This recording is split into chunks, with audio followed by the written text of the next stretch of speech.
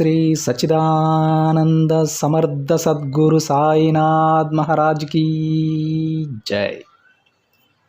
ముందుగా సాయి భక్తులందరికీ నమస్కారం అండి.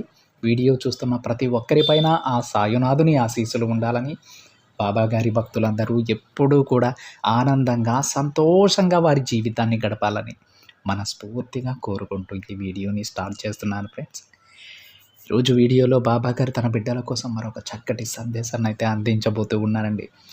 ఈ సందేశంలో ఒక గొప్ప శుభవార్తను అయితే తన బిడ్డలకు అందించబోతూ ఉన్నారు. ఈ సందేశంలో బాబాగారు ఏమంటున్నారో తెలుసా? బిడ్డ, ఇది నీకు ఆశ్చర్యంగా అనిపించినా రేపు తప్పకుండా నిన్ను నేను కలుస్తానమ్మా. తప్పకుండా కలుస్తాను. నిర్లక్ష్యం చేయకుండా ఈ తండ్రి ఏం చెప్తున్నాడో శ్రద్ధగా విను అని బాబాగారు అంటూ ఉన్నారండి.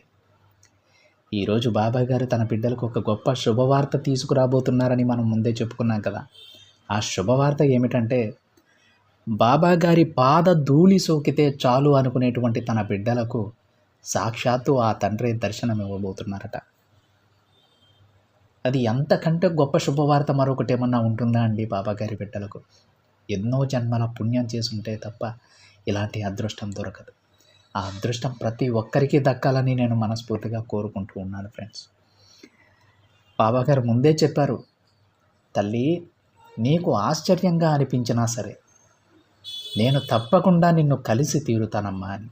అంటే ఏదో ఒక మూల ఒక అనుమానంతో బాబాగారేంటి నా దగ్గరకు రావడం ఏమిటి, నన్ను కలవడం ఏమిటి అనేటువంటి అనుమానం ఏదో ఒక మూల ఉంటుందేమో. అలాంటి అనుమానాలు పెట్టుకోవద్దు.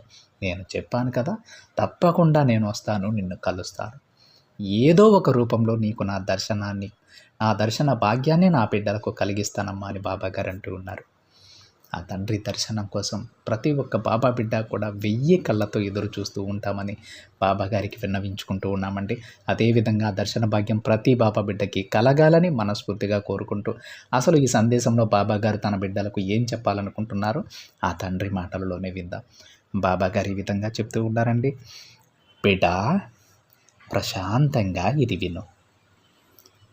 ఈ తండ్రి వస్తూ నీ కోసం ఏం తెస్తారో నీకు అర్థమవుతుంది.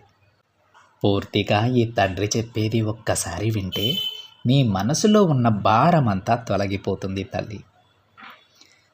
చూడమ్మా, నేను ఎప్పుడూ నీతోనే, నీ దగ్గరే ఉన్నాను కదా. మరి నువ్వు ఎందుకు ఆ విషయం మరిచావు?